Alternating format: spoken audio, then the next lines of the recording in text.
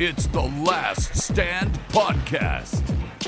And here's your host, Brian Custer.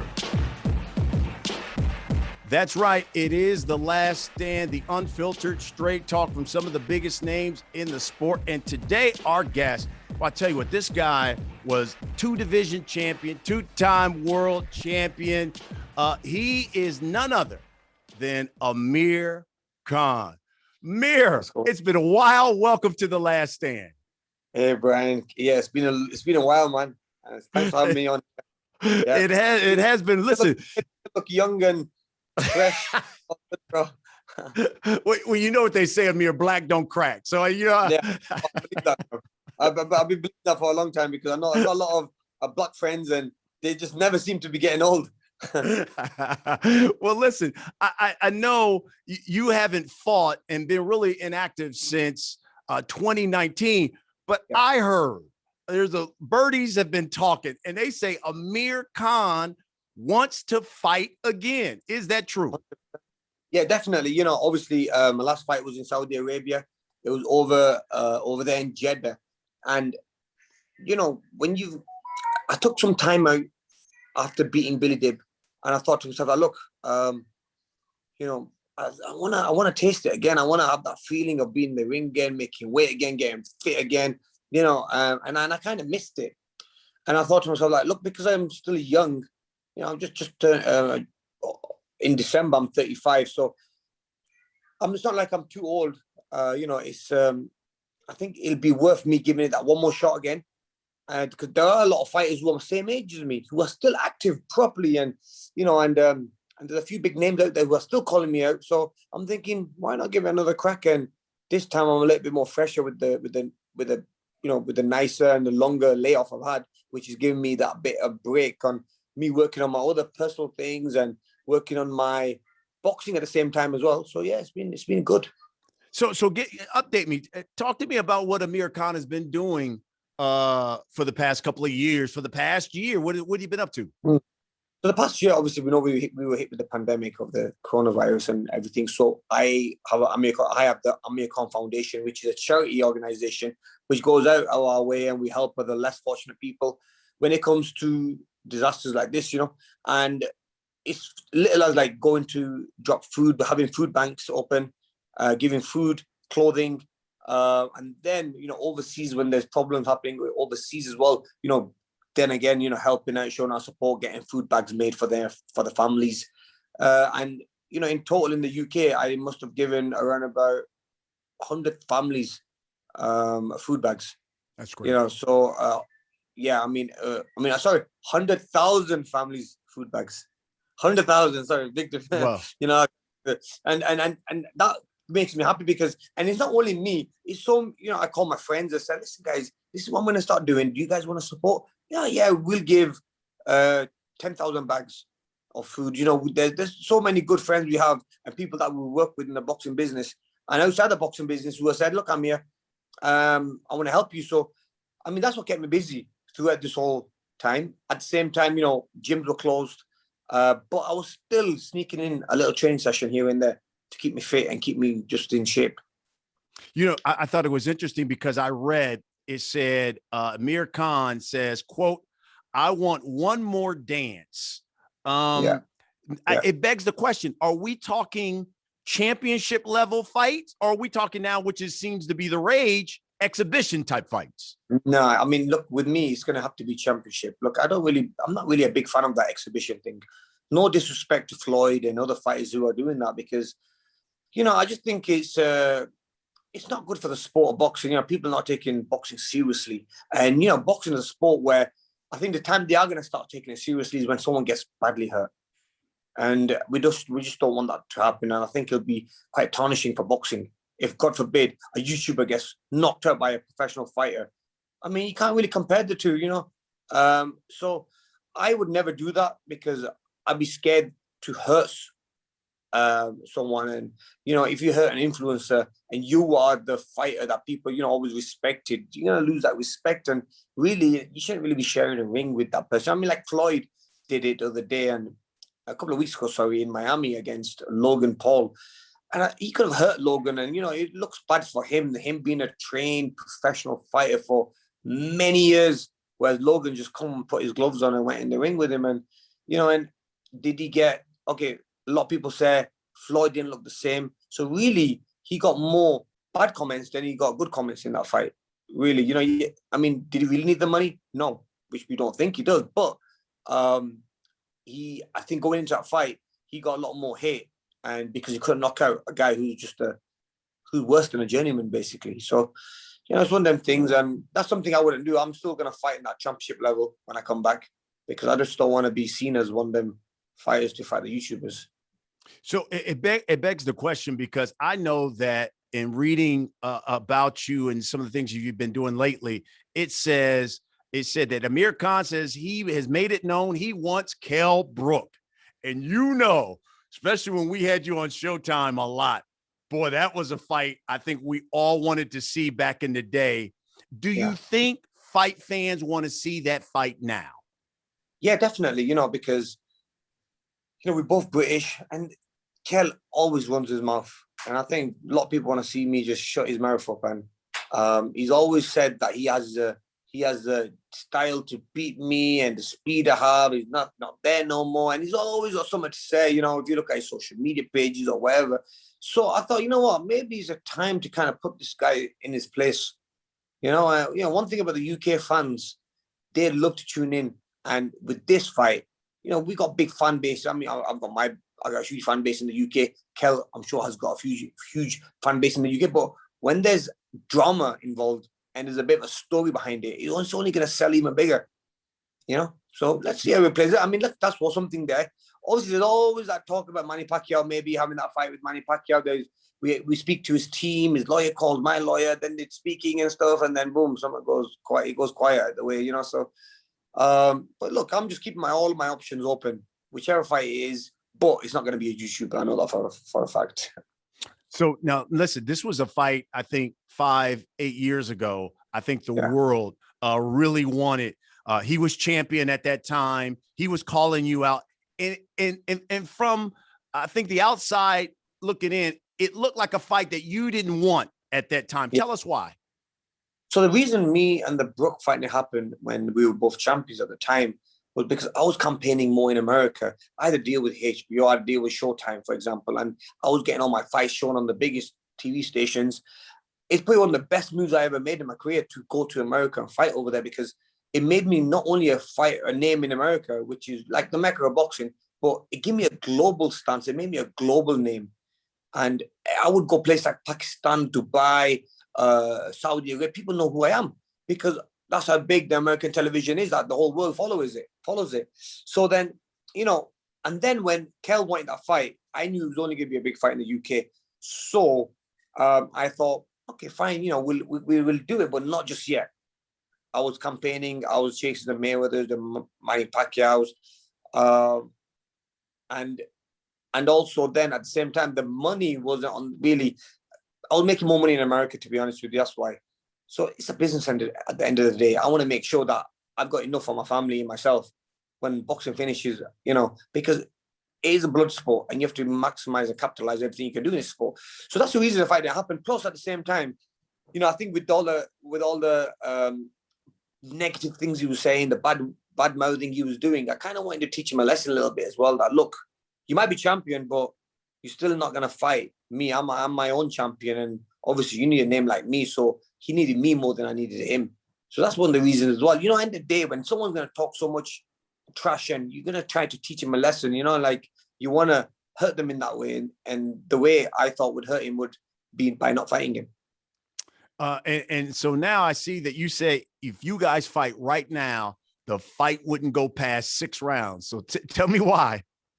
I mean, look, there's in boxing, there's a lot of punishment that fighters take, but the punishment that Kell's taken in his career is life changing. He's had both his eye sockets broken, and he could lose an eye. So I'm thinking, like, really, does he really want the fight? Still, he's literally been operated all around his face, and he had a tough fight against Triple G. Then he had a tough fight against Spence. It's not going to be good for you. And that's the reason why I'm thinking that, if that fight was ever to be made, I mean, I don't want to be the one to break his face again or hurt him in that way where he's going to be, hurt for the rest of his life. So, it's just one of them things, at the end of the day, we might not like each other, but I'm not that type of guy. I've always been that respectful guy, and I know he's got a family to go back home to. But let's see how things play out in the next couple of weeks. And I'm back in training. I'm doing a little bit of training and stuff. I just want to see how things play out and if it is a fight that we both take. 2 years ago, and listen, when you were here and obviously fighting here, you were always linked with Virgil Hunter. I mean, it was like Amir Khan, Virgil Hunter, and then you guys split. What happened there? Nothing happened. I mean, I think it was just Virgil got a little bit sick at the time, and he was in hospital. This was in the middle of one of my training camps. It was against it was a fight before the Crawford fight. It was my return back to UK. Yeah, it was a UK fight. It was my return after the hand operation against Le Greco. So what happened was I did a 5-week training camp, and then Virgil goes to hospital, to be seen. So obviously I had to then quickly make some changes. And who came to help at the time was Joe Goosen. Joe Goosen came and said, "Look, I'm happy to train you." And what a great coach he was. So I kind of liked him, And then after the fight went well. I knocked Le Greco out in the first round. And Virgil is still in the hospital. Obviously, I sent a couple of messages to him. Obviously, he was out of it. And then when he came out of prison, I was getting ready for my second fight, which was against Vargas with Joe Goosen this time. So I felt bad that, look, I can't leave Joe Goosen because end of the day, he came to help when everything was low and Virgil left. So he was on standby for me. Like I had a loyalty for him, So I'm gonna stick with him for this fight as well. Even though I knew that Virgil is back in the gym now, he's okay. But I just felt wrong by doing that. So then we went ahead, did the Vargas fight, and then when he came back to getting the Crawford fight, then I rejoined Virgil Hunter. So there's no bad blood there. End of the day, it's just one of them things, as fighters and as coaches, we very close in a way, but at the same time, we could be the worst enemies as well. It's just that blood-hate relationship we have.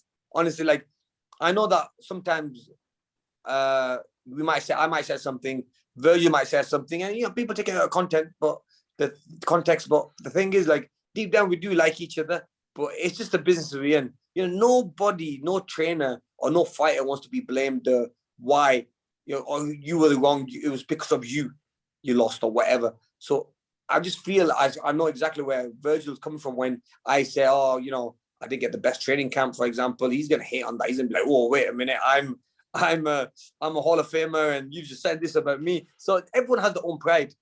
But look, I got nothing but love for Virgil. I think he's like one of the best people out there, honestly.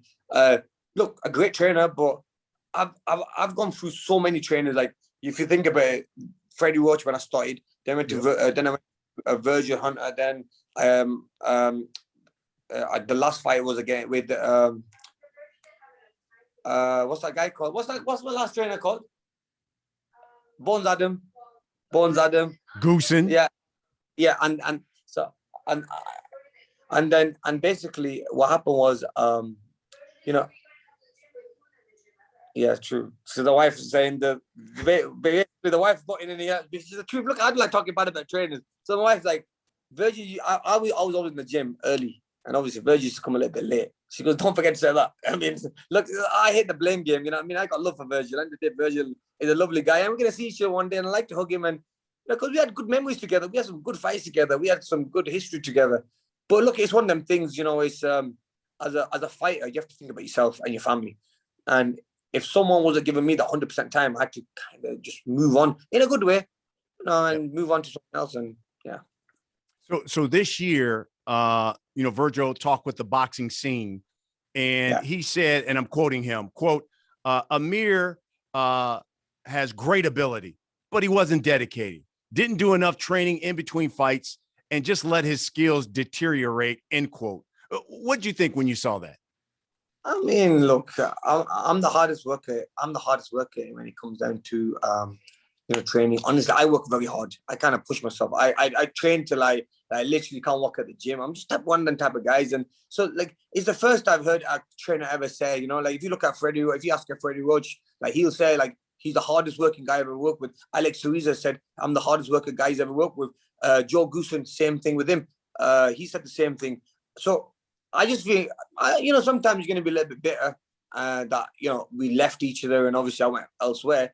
And obviously saying this to a UK press guy, so it doesn't look like he was not in the wrong. He was in the wrong. Like, look, end of the day, that happens. I think with a lot of fighters and coaches, that kind of happens quite a lot where it becomes like a blame game. I'm not blaming no one. End of the day, I was the one in the ring. If I got beat in fights, I put my hand up and say it was me who was in the ring. Virgil wasn't fighting for me. I was fighting for myself.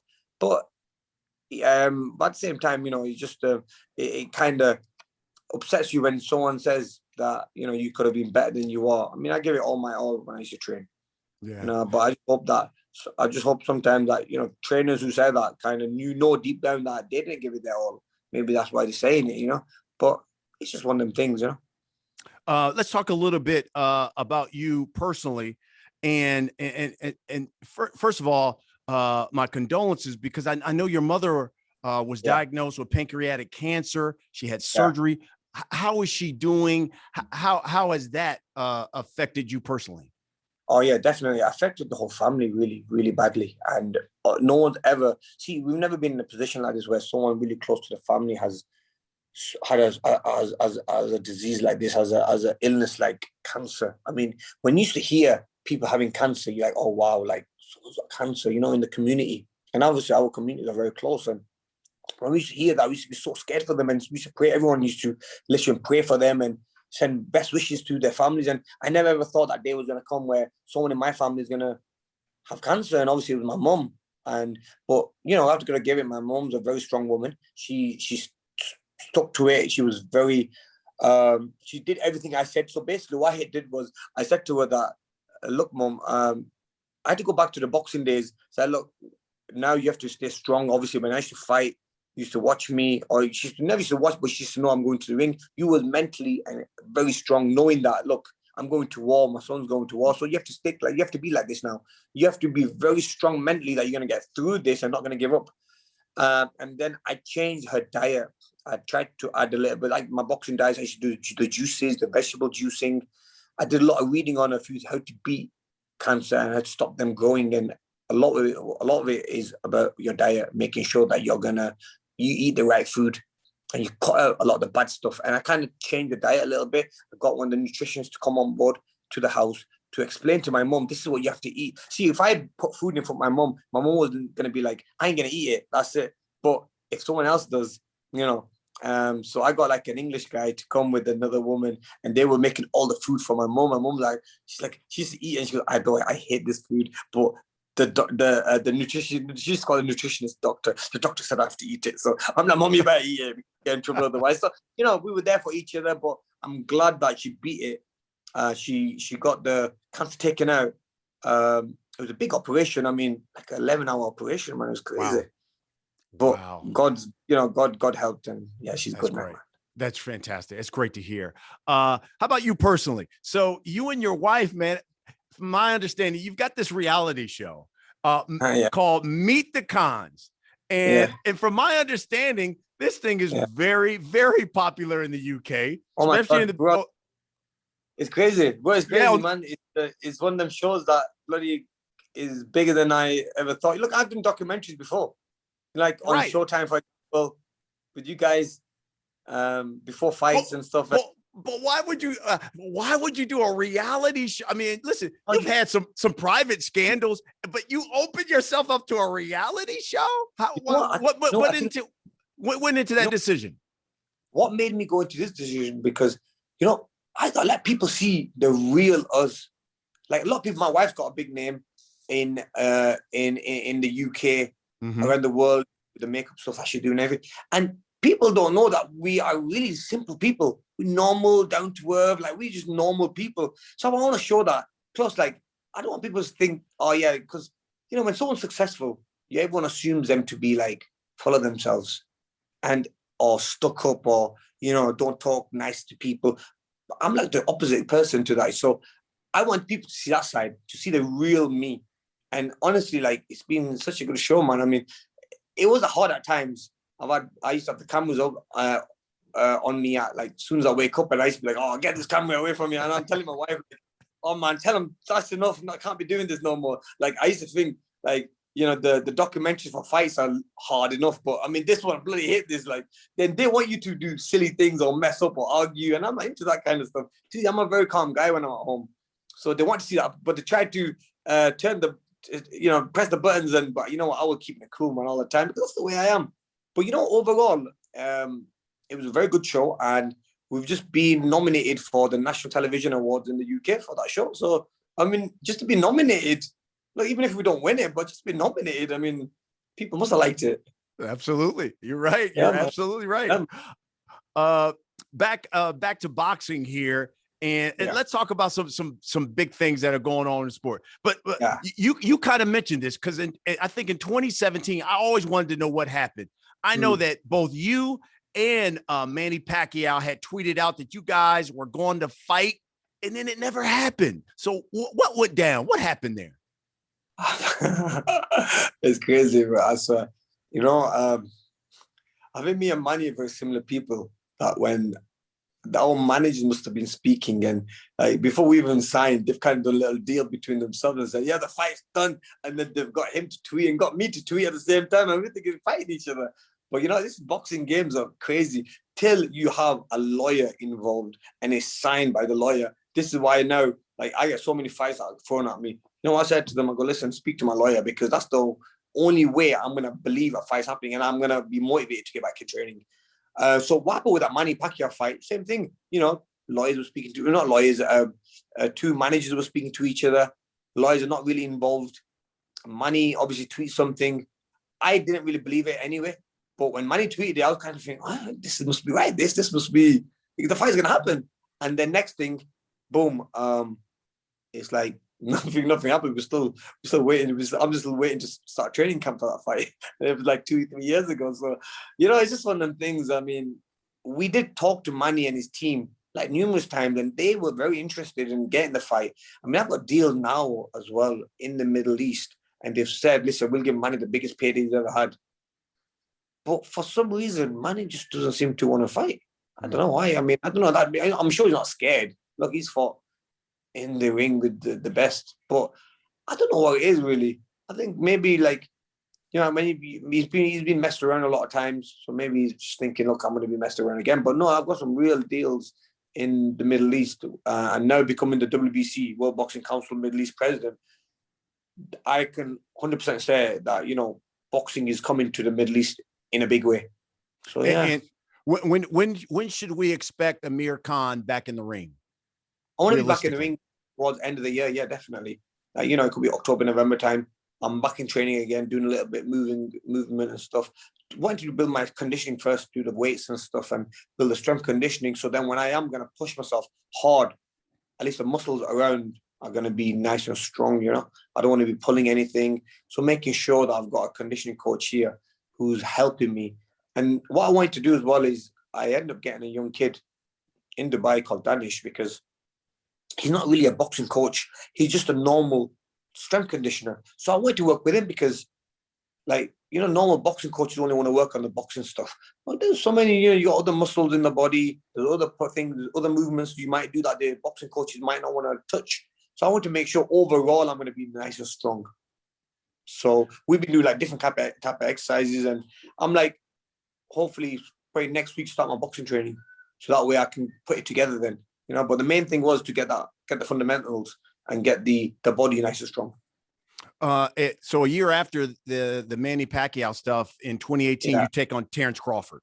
And then and really, look, I mean, I think early in that fight he drops you, but then it was back and forth in that fight. And in the sixth round, sixth round he hits you with this low blow.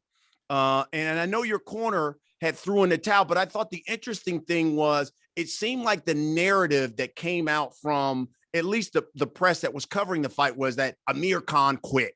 Amir Khan. So you can now speak to that. What happened there? First of all, I've never been a quitter. You know, I've been fighting about 39 fights in my career. Never been a quitter.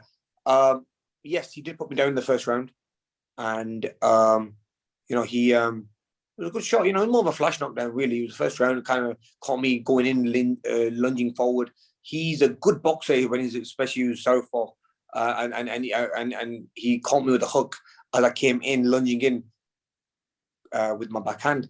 I mean, look, it was a good shot. He timed it well. And then overall, you know, the fight then started going back and forth, you know, started getting a little bit of 3 shots in. Obviously, he started getting 3 shots in. Then he did hit me with a low shot. Hit me with a low shot. I mean, being hit with a shot like that, you know, it's a slow process. It's a slow pain. I thought it'd be fine. I've got, so I'm thinking, okay, fine, I'll take the minute and I'll get back in again. And then I've got Virgil in the corner saying, look, no, stay down. Wait, take the full 5 minutes, I think it should have been. So I'm getting a little bit reckless now. So then the referee, then after like 2-3 minutes, you know, he asked me, are you okay? I go, no, I'm not. I'm just need to recover. So I said, no, I'm not okay yet. And then before you know it, boom, he stopped the fight. He said, so I think there must have been a little bit of miscommunication there as well, really.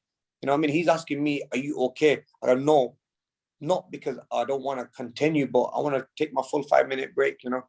But I mean, look, at the end of the day, me and Terence had a chat about this after the fight. It was cool. And there's no bad blood lost. I mean, it's boxing, and we both were out the ring in one piece, mainly. That's the main thing, yeah.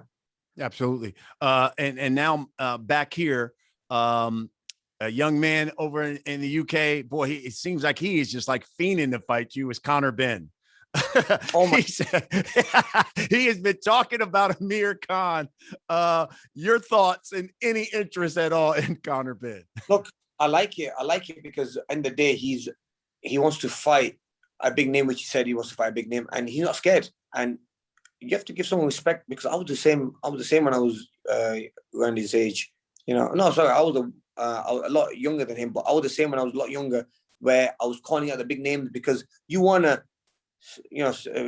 send statements to the world that, look, I'm here, I'm ready, I want to fight the best. And so I didn't think it was disrespectful, or I didn't think it was bad. I kind of thought, I like this kid, because you have to be a young lion in boxing, and you cannot be scared of anyone. And, you know, he wants to fight the best out there. But I think it might be a little bit too early for him in his career. And sometimes if you want to bite too much, you can chew, you know, you can end up ruining your career. And I just don't want him to do that. So maybe it's the best thing that's happened, that he doesn't fight me. But I mean, look, if he keeps performing the way he is performing in his fights, then, you know, I'm sure he'll be ready for world title fights and the big names out there. I remember sending a message back to him saying that, because he thought I was scared, didn't want to fight him. I was like, look, at your age, I was a world champion. So, I mean, it's not like I'm scared of anything, you know what I'm saying? But look, end of the day, the young lion, and he wants to go and fight the best at the moment. And well done to him, man. Props to him, bro. I mean, that's the way you should, if you want to make it to the top. Some fights that are going on, I'd like to get your perspective from on Fury and Tyson Fury, Deontay Wilder 3, third time. Who's winning this trilogy, you think? I think I've got Fury winning again, because I think by knocking him out in the second fight, I think he shows that there are weaknesses Wilder has, and I think he's going to capitalize on them, and he's going to try to go straight in there, go for the knockout again. Wow. Manny Pacquiao, Errol Spence. Oh, the Manny Pacquiao and Errol Spence fight. Look, it's a hard one, that, because Manny always pulls it off. He always pulls it off in every fight. But when you find someone like Errol Spence, who's a beast, who is only getting stronger, he's at the peak of his career. He hits hard with both hands. He's also a southpaw, so then they're both going to be southpaw. So how's that going to work? I mean, look, it's going to be I'm not going to say, I lean more towards Errol Spence, but Manny has that 30-40% chance of winning. But you got but you have to say that, look, if Spence lands them shots and hurts him, I mean, I can't see him knock. I mean, look, then you see your Manny has been knocked out before, but look, it's a very hard. I mean, look, I'm leaning more towards Spence, but I don't know if it's going to be on points or if it's going to be a knockout. So it's hard. everybody wants to see Errol Spence and Terrence Crawford. You've been in the ring with Crawford.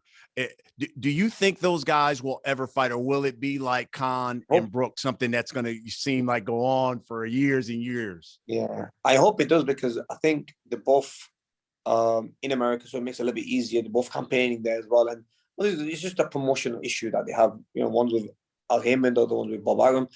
But what a fight that would be! I mean, that's a fight that you got two fighters probably I think Errol's more in his peak of his career, whereas Crawford is probably more experienced and been around for a very long time. Well, that is a 50-50 fight, basically. But I still lean more towards Crawford, because I just think that he just finds a way of winning. He's got the timing, the power as well, which a lot of people don't give him credit for. He has a lot of power for that weight. I remember, when I was fighting him, he was throwing some shots, and I'm like, he's a lot stronger than I thought he was. See, the flush knockdown was really a hard shot, but it was the other shots he caught me with. I thought, well, he can hit a little bit. And, I remember I've been in the ring with some big punches, and obviously he was like being hit by one of them.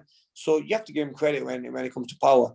And going into this fight, I think what wins him the fight against Spence, in my opinion, is the boxing skills he has, and the patience. He'll make him wait, and he counters well.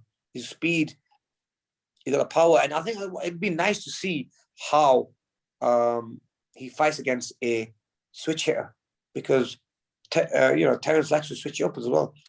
Southpaw, off, but then again, when you've got Spence coming forward, throwing them big body shots in, and is he going to slow Crawford down? I mean, who knows? I mean, look, that's why I say it's a very close matchup. I do lean more towards Crawford, but Spence has got the power as well, and the good ring IQ as well, because there's not really been anyone there to cause any problem to Spence. Whoever is fought is destroyed. So we can't, but there's been a few people who have given Crawford problems. So it's a hard fight to call, really, but it'll be a good one. Look, that needs to happen, definitely. You're right. You're right about that. Amir, for everyone who comes on the show, we allow people who watch to submit questions. Man, they came raining down through social media for you. So let's get to a few of them. Listen, go ahead. What'd you say? You said that you've got raining questions. It's like you got two pieces of paper. You've only got two questions, bro. No. Trust me. Look, I got them all written down on here. So the first one comes from Carl from Facebook. It says, Amir, do you have any regrets in your career? No. I mean, look, my career's been brilliant, honestly. I've won fights, lost fights, learned a lot from the losses I've had, changed up my career, training with the best trainers around the world. So, yeah, I mean, the way my career has gone, honestly, I couldn't fault it. I mean, I've literally tasted everything in the sport of boxing. This one from Twitter, it says, who was your toughest fight? My toughest fight, physically, it has to be Canelo. Canelo was a beast, because he was so strong. I remember, I was hitting him with shots, and, when you see someone, not even flinching, he was taking the punches, and he was, just walking right through my shots. And I could feel, I remember one time in the fight, we got close together, and he kind of, the strength he had, when he pushed me away from me, or when he leant on me first, I was like, damn, this guy's he's a heavy guy, and he's strong the way he pushed me away. But yeah, you have to say he has to be one of the hardest I've fought. Yeah. Another one from Twitter. It says, would you do an exhibition with Tim Bradley? Always wanted to see that fight at 140. I mean, at 140, I don't think we'd go for 140 now. I think we'd be a little bit heavy. At 147. But talking about Tim, he might be at 180, because Tim's put the pounds on, hasn't he? But yeah, I mean, look, at the time when we were both champions, we were both unified champions. I went that undisputed unification fight against Tim. That would have been all the belts on the line, everything. But obviously, he refused to fight. It never happened. There were back and forth talks between us, me calling him a pussy and stuff like that. But I mean, look, it just never happened, and it's just one of them things. But look, if the fight happened now, yeah, I don't think it. I think now if we were to fight each other now, I think I'll just destroy him, because he's been at the ring for a long time. I think it'd be a mismatch. You're right. Another one from Twitter. It says, Amir, what's your take on PEDs in boxing? You know, that's an interesting question because we had Julian Williams on a couple of weeks ago. Julian Williams said he thinks and he believes that 70 to 75% of the elite fighters are on something. What do you think? You know what? Look, Julian's a top lad. I mean, I did some sparring with him back in the Bay Area. And one thing I want to say, listen, there must be, because there's a lot of fighters around there, around the world, who see we have a program in the UK where we get tested even outside training camp. We can get a knock on the door now, so we have to get tested, blood and urine test.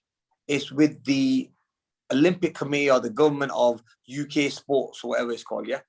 So we have to sign up and we have to give our whereabouts every day for only an hour. So we have to make sure on that hour we are in a location which we've given the address, the gate code, for example, or the apartment number. You have to give your whereabouts. And I think that is one of the ways of catching people out, because you're making sure that they can turn up anytime, no matter where they are.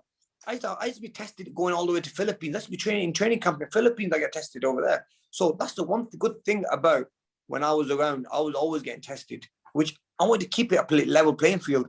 But now there's so many fights out there who, I mean, Julian's probably right, but 70% of the fights are probably juicing out there. I mean, wow. It's just not a level playing field no more. And I think if you do catch them, I mean, yeah, definitely they need to get the ban.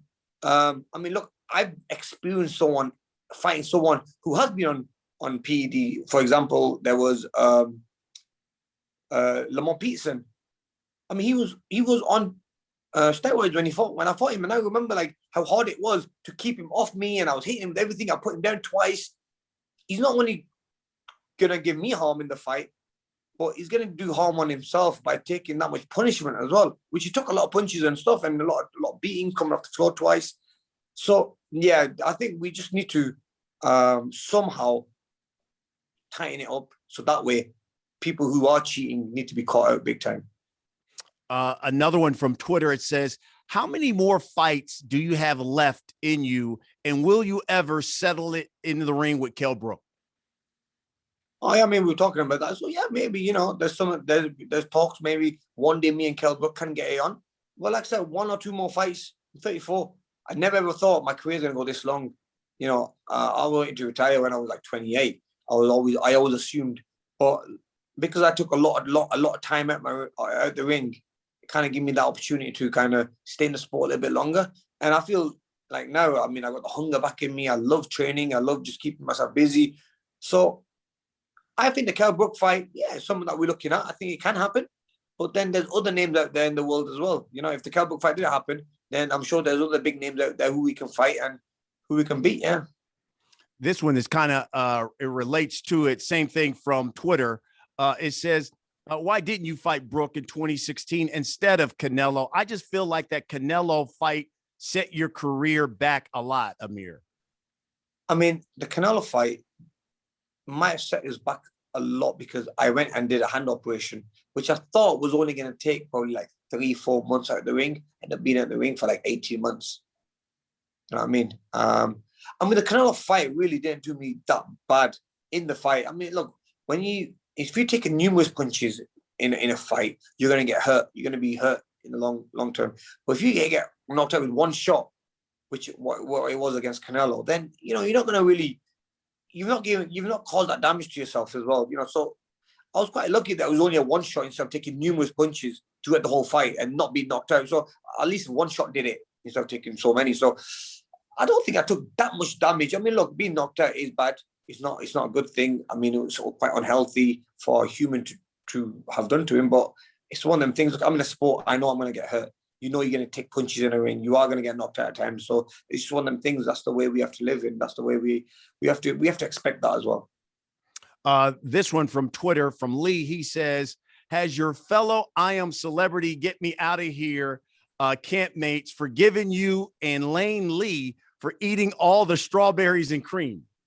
Oh yeah, so that's another story there. So basically, I did a TV show, one of the biggest TV shows in the UK, and I ended up stealing the strawberries when I won the guest When I won it was like a special treat we had when I won this, like a game show, whatever it was.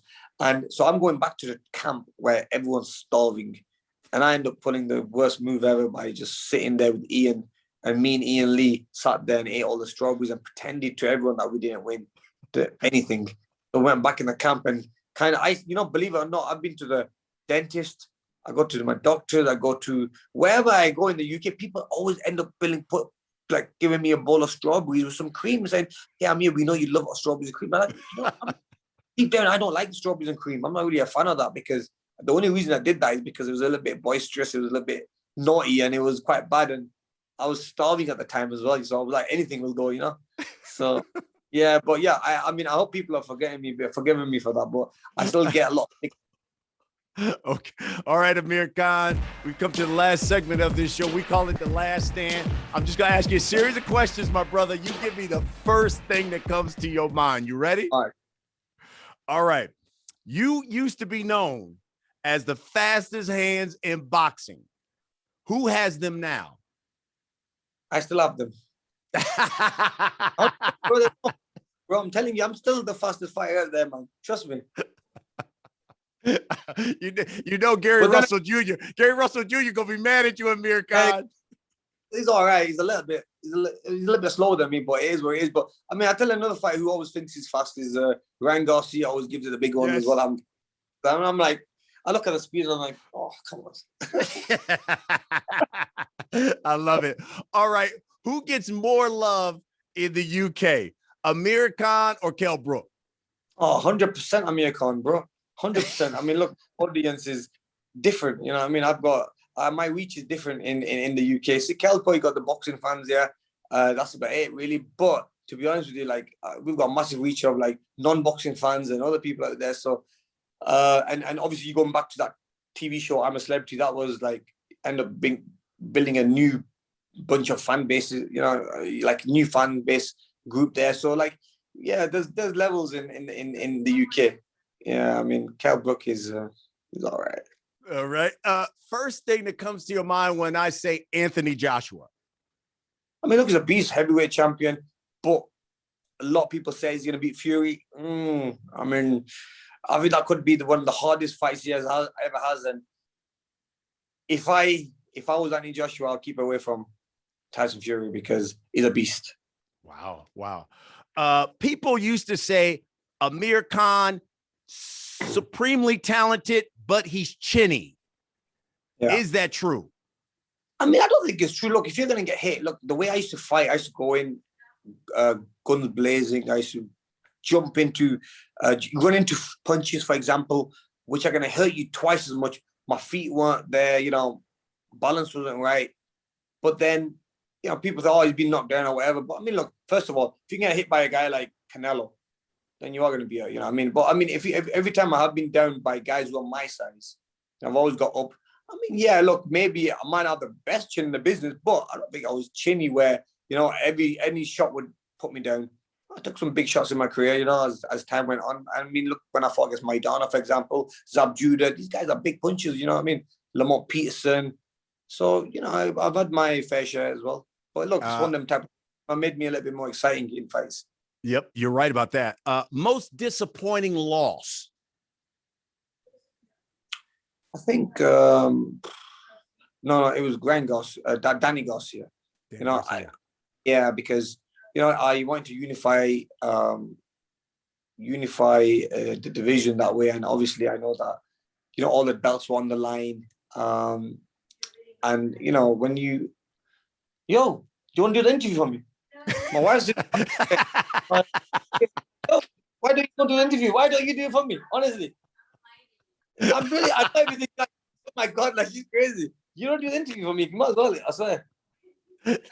This needs to be an episode of Meet the Khans right here. Bro, oh my God. I'm like, wait a minute. Like before she was upstairs and I could hear her over upstairs thinking, oh, shut up. And this house is quite echoey. It's quite big. So it's always echoey and stuff. And I've got the missus saying, oh my God. Anyway, so what was the answer? I'm joking.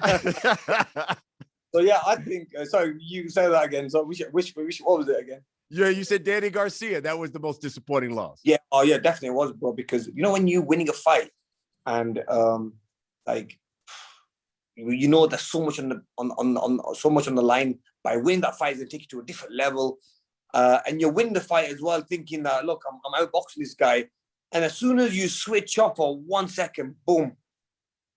That's basically what happened, man. I switched off for 1 second, and then he caught me with a big left hook, and I was in so much shock that damn, he put me down. Okay, I'm gonna try to get that back by instead of that. See, that was me being a little bit inexperienced as well at the time. Instead of what I should have done, I should have just gone on my bike and moved and recovered. But what I did was straight from getting knocked down, I went straight to war with him again, which me not being 100% at that time, just coming off a knockdown, I'm going to be a little bit shaky and stuff, but and then he caught me again, put me down. And I remember it was the third knockdown he put me down. I stood up and I thought to myself that, I remember looking at the referee and I thought to myself, look, now I'm going to just keep my guard up. I'm going to move till I fully recover because I can't keep standing in front of him. He is a big puncher. Yeah. The referee had just waved the fight off and I'm like, come on, just give me one more chance. Like, give me one more chance. Like, don't stop the fight. I know what I'm doing now. Like, listen, I know what mistakes I made. But that's one of the fights I regret as well. Just I wish I kind of thought through it instead of fighting with the heart. Last question: biggest win of your career? That has to be the world title fight. My first world title fight was against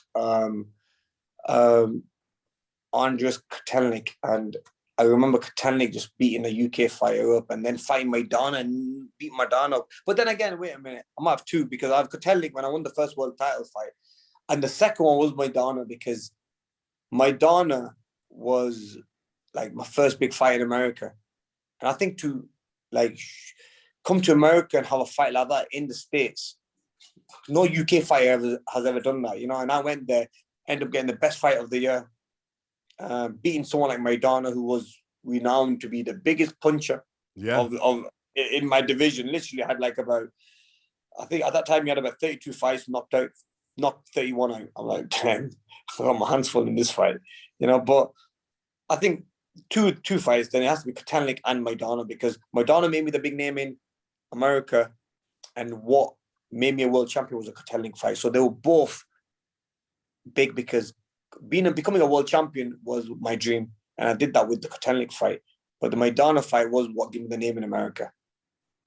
Well, I tell you what, man, you were and always, it's still one of the gentlemen of the sport. Always a pleasure to have you on Showtime because you're right. Whenever we had you on, it was an exciting fight.